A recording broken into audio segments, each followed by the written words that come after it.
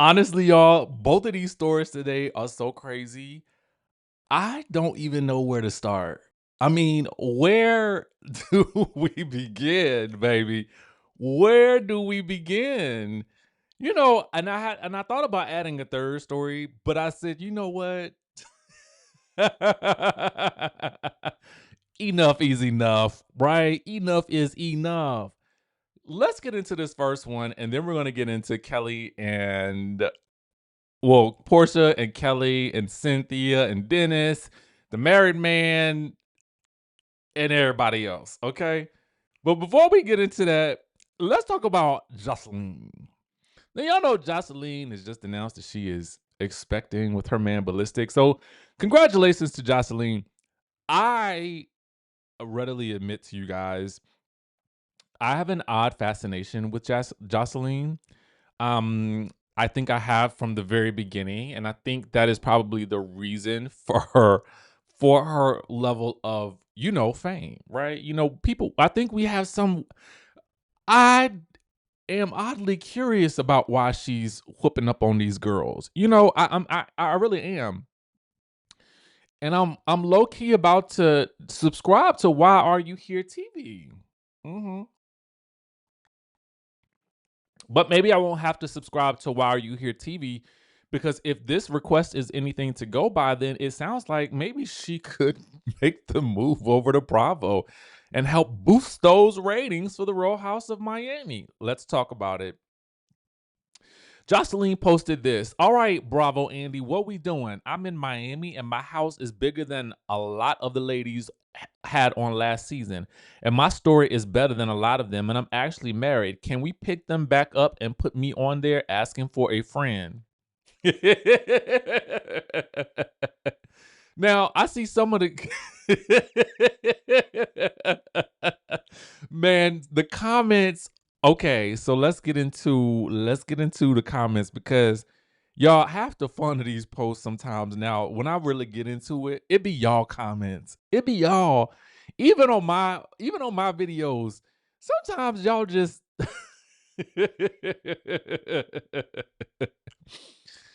one person said the kids would live, ratings through the roof. Another person said, I'm not mad at this idea. Someone else says, "Oh, the only Miss Pooh. I think, was it Miss Pooh on Love and Hip Hop as well?" Says you should, yeah, he should add some spice to the cast, and then the ratings would go up. Someone else says, "I don't know about this one. I don't think that franchise is ready for that kind of shakeup. The ladies would just stop filming with her and get her off the show." Um, our boy Q says, I mean, it doesn't necessarily fit, but I wouldn't be mad at it. Somebody else said, girl, please, you ain't finna go mess with them nice people. All right, so let's talk about it in actual details, right? Let's talk about it in real details. First things first, Joseline has appeared on Bravo before. Do we not recall the season? It was the same season that Buffy was on Married to Medicine.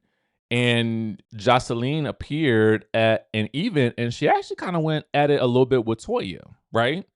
So Joseline has been on the Bravo. And she was in the trailers. I felt like she was featured in the trailers for that season as well. So, I mean, it has happened before, okay? She has been on a Bravo show. Now, let's talk about this idea of the VH1 stars moving over to Bravo. As we've seen with K. Michelle, who also dipped her toe into the NBC Universal's water, um, with the Queen's Court, we saw how it could make sense for someone like a K. Michelle to maneuver in that space, right? Because I think some people think of, well, it's Love and Hip Hop, so they're gonna feel. Some people feel like it's more, it's urban. That's the terminology that they're using behind the scenes, right? And so people wondered. And now people are hailing K Michelle as the star of this season of the show. And so for me, it's very interesting to think and ponder about someone like Joseline joining Miami. The show would have to dramatically change cast in some ways, in my opinion. And I feel that we would no longer be able to watch maybe a Marisol in the mix with a Joseline, right? I could see maybe a Larsa. I could see maybe a Lisa. I could see maybe Gertie. I could see Kiki. I don't know that I could see Alexia. And there's other reasons why I don't necessarily see it for Alexia on that show. Um, I think she has a lot going on with the man that she is either dating or not dating, or with not with, married or married not. I don't really know. But you would have to dramatically shift some things to make it more of an ensemble cast that I think is reflective of the true. I mean, Miami in the sense of what I know it to be, right? I don't think the network is looking for that level of danger. I don't. Because as I was watching the clips on Mr. Housewives page, y'all go follow Mr. Housewives. I'm reminded of Joceline's antics with her own shows and the way she be bebopping on those girls. That's not something that Bravo is going to um look favorably upon. I don't think that anyone is necessarily worried about the risk of K Michelle bopping somebody upside the head. I mean, granted, now Porsha has had to, whack a few people, and she's kind of gotten whacked back. But you know, Cynthia, um, I don't know. You know what I'm saying? Like, yeah.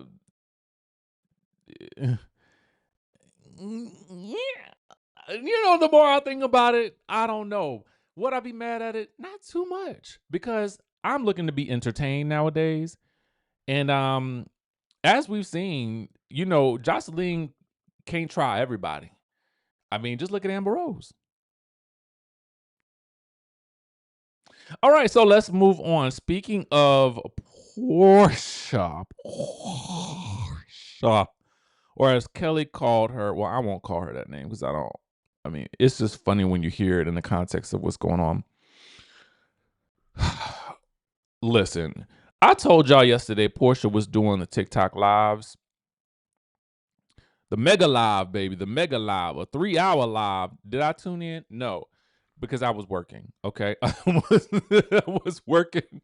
I was working and walking. Okay, walking for my life. All right, literally. I mean, as I'm trying to get these 12,000 steps in, it's me versus the steps, and I don't think I'm winning at this point. So she sits down with Cynthia Bailey. Cynthia Bailey, I'm assuming it's maybe like a Go Naked ambassador or whatever like that. I mean, quiet as it's kept, Drew need to be on there too, probably. She might have been, I don't know. But what I do know is Cynthia was on there, right? And I know this because of our friends at the Bravo Shade Room. Now, I'm going to have to play you because I ain't quite figured out the technology yet. So I'm going to have to play this from my phone. And you're going to have to listen and listen good, okay? To try to understand and decipher this story about Kelly and this married man. But I want you, if anything else, look at Cynthia's face. Look at this face.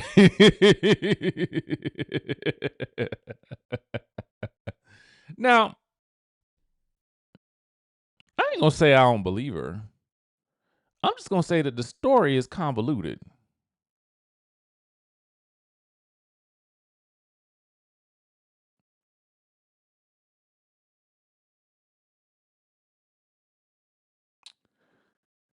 Give me 1 second to pull it up, y'all. All right, so let's take a listen. We're cooking out, fixing stuff or whatever. And he got a text message. And I said, he sent it to me. So he read a text message and he changed energy. And I said, oh, okay.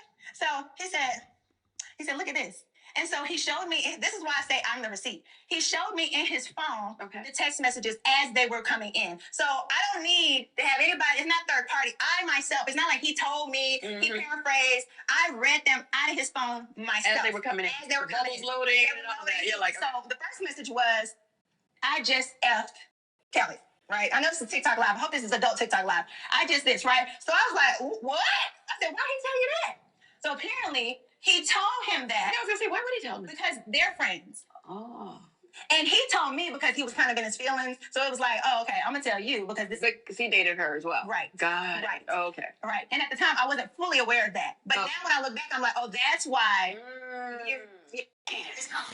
Okay, so what she's describing is essentially sounding to me like a moment that she was with Dennis. Her friend, Dennis's friend, then texts Dennis and says, "Hey, what's up, ninja? I just banged Kelly." This is allegedly from what I understand how the story went down. Now, I mean, that's wild, okay? It's wild that apparently this married dude is calling his friend and saying, "Yo, wifey at home, but I just banged Kelly down at the BET Awards."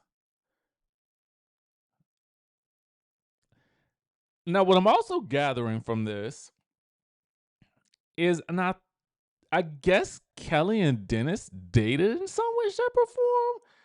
That's because Porsha indicates that he was in his feelings about something. And I'm like, was it because they dated? So was he annoyed that the friend called and said, I just smashed Kelly, allegedly, and Dennis is then in his feelings while he is cooking dinner with his baby's mama? Okay. Shall we proceed? Yes, indeed. So he said, I just intimate with Kelly. And so I said, okay. So then I'm like, okay, so I'm reading. So then he said, she mentioned that she's on the phone with Porsha. So they don't finish whatever they did. She's in the bed. He done went into the bathroom talking and, texting or whatever and said, she mentioned Porsha. And so I thought to myself, why? I said to him, I said, why would she mention me? And he said, well, she said something about Dennis. And so I said, huh? So then I thought about it. BET Awards was after the reunion. Remember the reunion? Yeah. So remember the reunion, Dennis came to the reunion.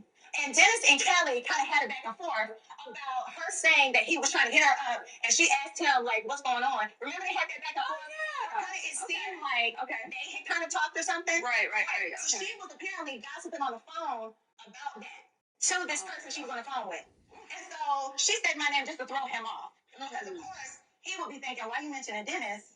I'm like, well, that's damn weird. Why don't you say my name again? I thought about, oh damn, this is after reunion. She's talking to someone about the situation. Yeah, it's complicated. So then Kelly, to throw this man off of the scent, gets on the phone with someone after getting busy and is gossiping to someone about Porsha and Dennis. Does Kelly know that this is Dennis's friend that she just allegedly banged?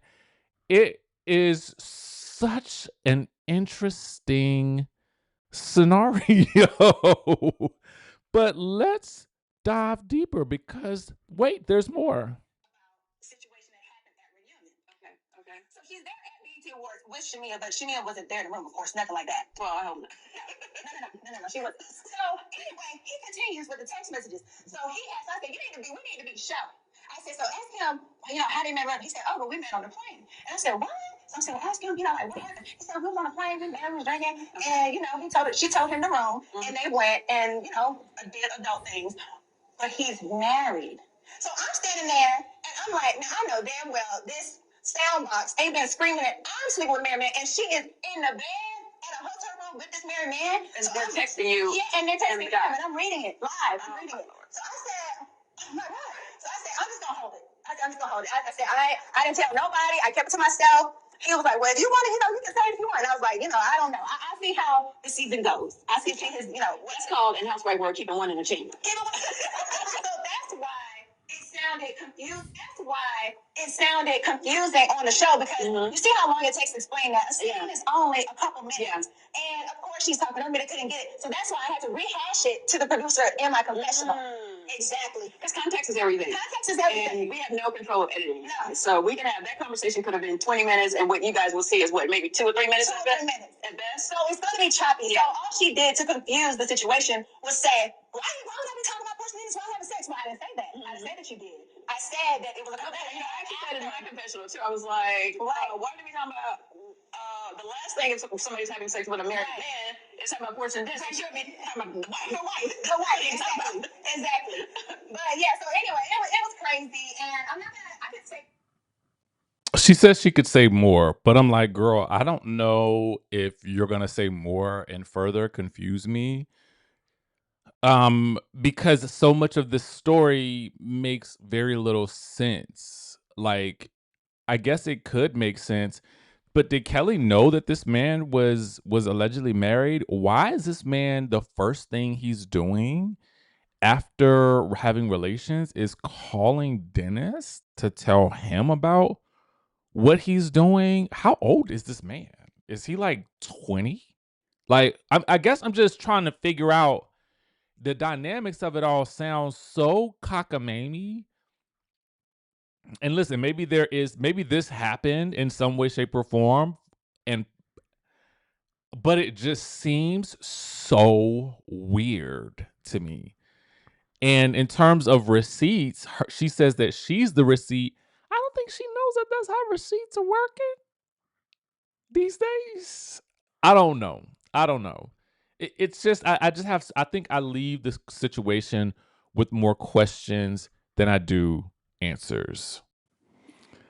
Well, now pause for 1 second. I gotta take it back, baby. This was apparently not Dennis that Porsha was with. This was some other person. Okay. The reason I just put it all together. Lord have mercy. So I had to pause recording real quick, and I went to go check the No Chaser page. No Chaser TV. Now, there was a clip from Monday Night Live, y'all, where Claudia talked about a guy that both Kelly and Porsha knows. And apparently that was the guy that Porsha was with at that point in time, because Porsha confirms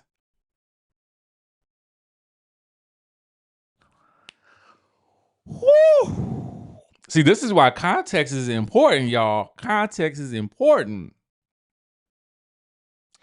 So apparently she was not with Dennis who was getting these messages. It was another dude. And this must have been the dude that both maybe Kelly and Porsha know, because Claudia knows the guy too. Porsha confirms that what Claudia said was correct. Oh, yeah. Oh, okay. This is getting wilder by the second. So now, okay, so we need no shade, but I think having Claudia on the show might have been a better solution than some of these other girls. Okay, at least one other person. I don't know who, because we needed that. Now you put it all together, baby. What is going on down to Atlanta? Like, is it a shortage of people? for y'all to date? I don't know. I mean, I'm sure because they, in the reality TV circle, I mean, it's maybe a certain type of person that they might be all looking for. Not all looking for, but I'm just saying that might run in those same circles. I don't know. All I know is this whole situation is crazy. So anyway, we had to walk our way through to figure it out, but we did. Okay. Sherlock Homeboy here, reporting for duty. And I apologize because some of y'all might have had already put those things together if you had been all kind of watching all of the things, but I just put it together. And again, shout out to No Chaser _ TV. I'll put their link in the description so you can hear that whole thing. Okay. I'm sure we're not done with this story. Okay. I'm sure we're not done. We got to see the follow up and how these things really go down with Porsha and Kelly this season on the Real Housewives of Atlanta. So, side note, y'all, listen, I'm going to do it again. I'm going to do the masterclass again. Yo, I just got a message last night. I hope she does not mind me saying this, but like we did the class on Tuesday. Somebody from class took action immediately and already got like one of their videos that they just posted already got on one of the platforms after our session, already got like at least over 1.3 thousand views, like 1.1300 views, right? So it's like people that implement after the sessions, like you have a greater chance and a greater probability of doing exactly what it is that you need to get done and being able to live the life that you want to live and utilizing your content to do it. If you got to take action.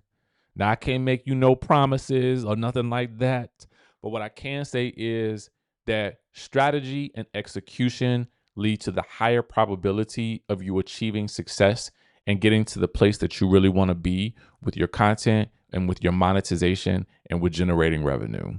Okay.